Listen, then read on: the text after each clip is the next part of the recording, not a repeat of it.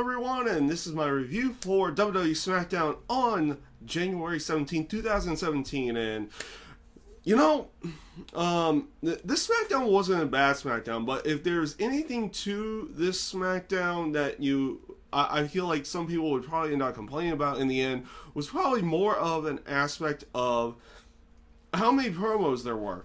Just, this show felt more promo heavy than it did in-ring action heavy, which, 2 weeks out from the Rumble, I guess that's not so bad. I mean, you did get a good chunk of promo stuff that happened on Raw to go along with it. So maybe they're building more promo going into 2 weeks before, and then going into a more action-oriented SmackDown, or maybe even Raw as well, going into the Rumble match the week before the actual show. I mean, we'll see how everything is out going out. But they start out the show with Shane McMahon making his announcement that he said was going to start out the show, which ended up meaning that the winner, basically saying that the WWE title would be defended at the Elimination Chamber in the Elimination Chamber match itself.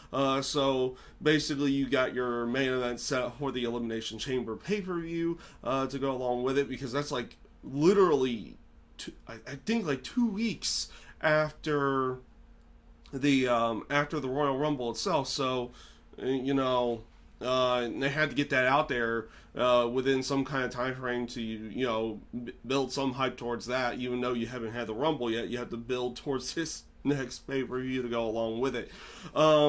This brings out AJ Styles. He basically cuts a promo on the aspect that him winning winning at the Royal Rumble against John Cena, and then starts complaining about having to defend in the Elimination Chamber and everything in that sense.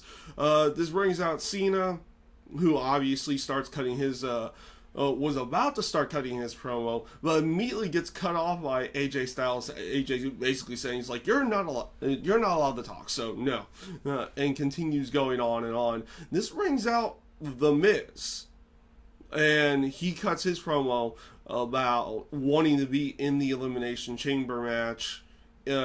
Whether he would win the Rumble or the Elimination Chamber, he's going into WrestleMania to go after or be the champion in every way, shape, or form. This is a pretty good promo segment. I'm not gonna lie. I liked where they were going with everything.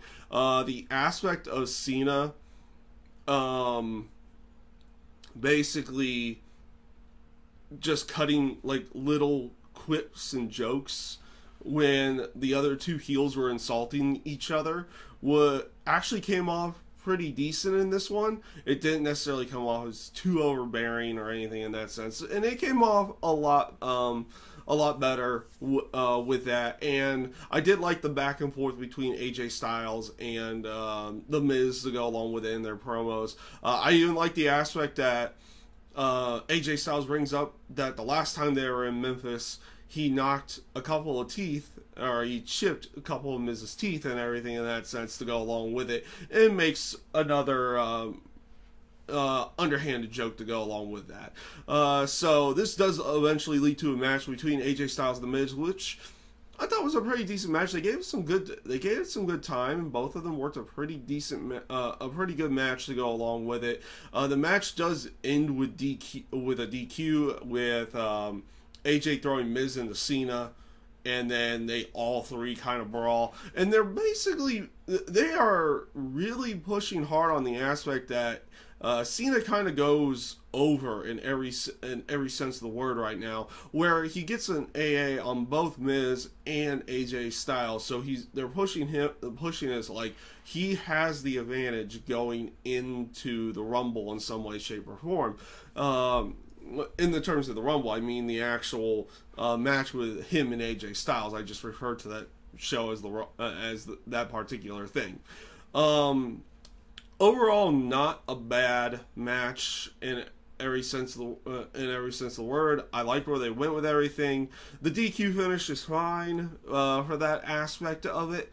But they are really, like I said, they're really pushing hard to say, hey, Cena has the advantage going into the actual pay-per-view match itself. You had Dean Ambrose backstage with Shane McMahon, doing like multiple different things, and I love how the aspect is like Shane thinks he's there to talk about the Elimination Chamber match, and like Dean just kind of brushes off. It's like, yeah, I should be in that, but like I need a new belt. Like starts saying, hey, we need a new belt and everything like that. And honestly, I don't want them to get rid of that Intercontinental title. I've always liked that variation of the Intercontinental title. If anything, maybe a different strap, but that design that they have for it, I would prefer them to keep that for quite some time. But he also goes on and says he wanted to get some revenge on the Wyatts for what they had done to him a few weeks back, and he was about to get Bray, but Shane was about to give him Bray, but he said, I don't want the head of the snake right now. I want to kill the Viper.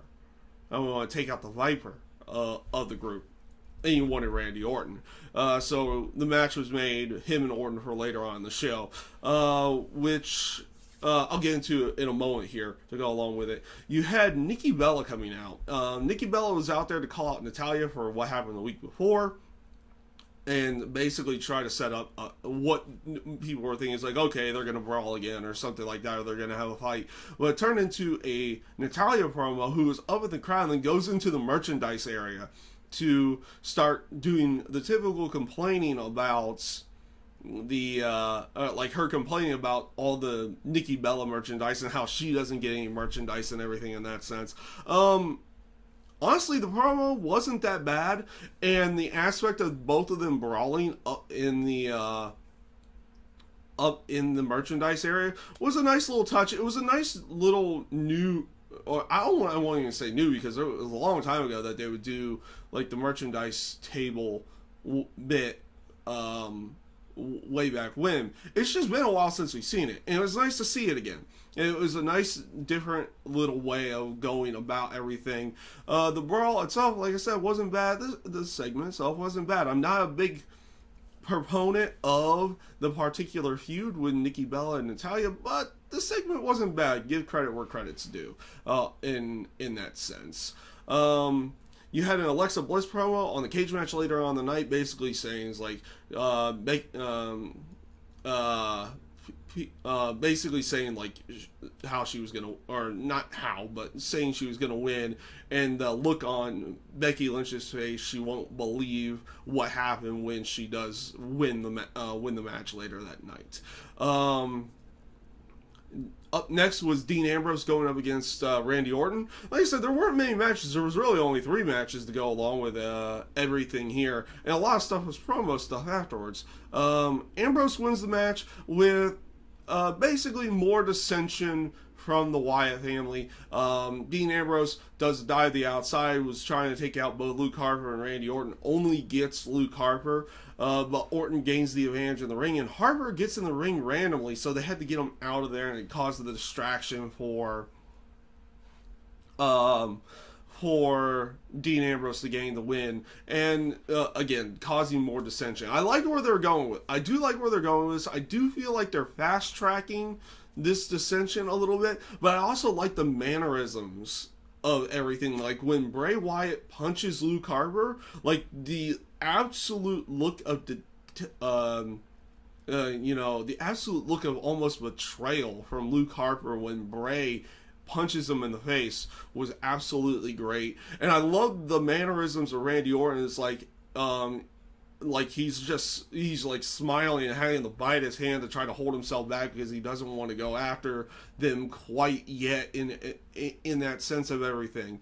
So overall, they did a relatively good job in this segment, and it was a good way, like this way of building the dissension between the Wyatts, I thought was done rather well this week.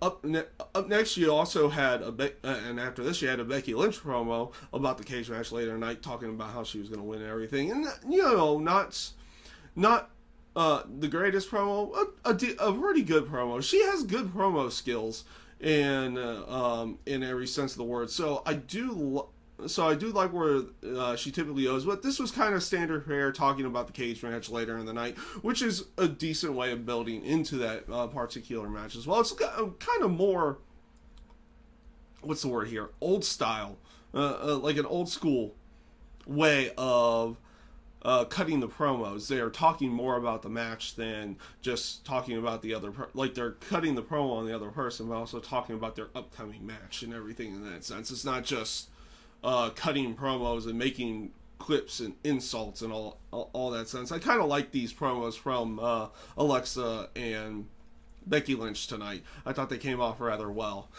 Up next, this segment was a hard segment to really watch. That King's Court segment with Jerry the King Lawler and Dolph Ziggler.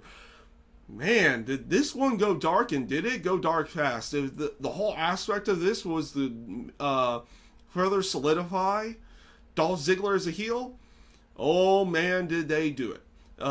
Talking about, like, they played the angle of the heart attack from years ago with King and everything in that sense. Like, this got super dark, super fast, like, even to the point of Dolph saying, it's like, if you don't stop asking these questions, I'm gonna finish the job that I started years ago. Like, so this was a little bit of a rough segment to watch, and it ends with Dolph Ziggler giving a super kick, not to the face, not to the chin, but to the chest area, to just solidify even more of that. And it's hard to really say this was good, because this one was really hard to watch. Now, granted, that could be the aspect of it, suspending of disbelief and everything in that sense. But it was definitely a tough segment to watch, with the aspect of knowing about the heart attack many years ago and everything in that sense of it. So, hard to really give it a full-on review. I think it did what it needed to do. I really, in that sense of it, I think it did what it needed to do, solidifying Dolph Ziggler more as a heel. But man, for people who are big fans of King and know the whole heart attack situation from a few years back, man, that's a hard segment to watch, and it really was. It was a very dark segment in the show. And up next, right before the main event of the show, was a Bray Wyatt promo, basically saying that all three members of the Wyatts were going to be in the Rumble match, but that Randy Orton and Luke Harper were also going to have a match next week. And he even solidifies this, like, even though one must win and one must fall, they will be stronger as a family at the end of it. Decent promo here, a very short promo, quick to the point, and it got over what they were going for next week. So not a bad promo here. This leads into the main event of the night, which was Alexa Bliss versus Becky Lynch, with the SmackDown Women's title on the line inside of the steel cage. This cage match was not bad. It wasn't by far the best cage match in the world, by any stretch of the imagination. I feel like they grasped the aspect of the cage, so it came off as a rather good match, and a couple of the spots that they put in there were pretty good to go along with it. The ending of the match goes with La Luchadora getting in the way of Becky Lynch. So she just goes for the disarmer. So she comes in and does a spin kick to Becky Lynch, kicking her in the head. And then Alexa wins with the DDT. I actually do kind of agree with the way that they ended the match, because they're kind of extending this feud as long as they possibly can. And they give a new feud to Becky Lynch because she unmasked La Luchadora to reveal that it was Mickie James. And then they, as they were continuing the beatdown, Becky Lynch fights them off a little bit, unmasks La Luchadora, showing Mickie James, and then both of them lay out Becky Lynch again. So overall, not a bad segment. A very good segment to go along with it, and I'm glad that they decided to give them the main event of the show as well. Overall, not a bad segment, not a bad cage match, and I like the aspect of Mickie James being back on the SmackDown roster. and showing back up in WWE. It had been announced a while back that she had signed a 3-year contract with the company, but it's good to see her back on TV, back on the main roster side of everything. So, with that being said, overall, this SmackDown wasn't bad. Like, the promos built towards the Rumble, built towards the pay-per-view pretty well, and also some of the promos building towards the matches in that night to go along with it. It was just a very, very heavy promo show, and I know that can kind of irk a lot of people when you get a very heavy promo show. You don't get mostly action. You only get 3 matches in the end here. But overall, not a bad showing for SmackDown. I found the promos to do what they needed to do for the night. And the matches themselves were pretty good. So, I mean, you got 3 matches, and all of them were pretty good matches to go along with it. So, overall, I would have to say SmackDown was a pretty good show this week. It was not a bad one by any stretch of the imagination. It wasn't great by any stretch of the imagination either, though. But it was a pretty damn good show. Damn good show this week. So, with that being said, guys, that is my review for WWE SmackDown. I thank you guys for watching, and I hope you have a great day.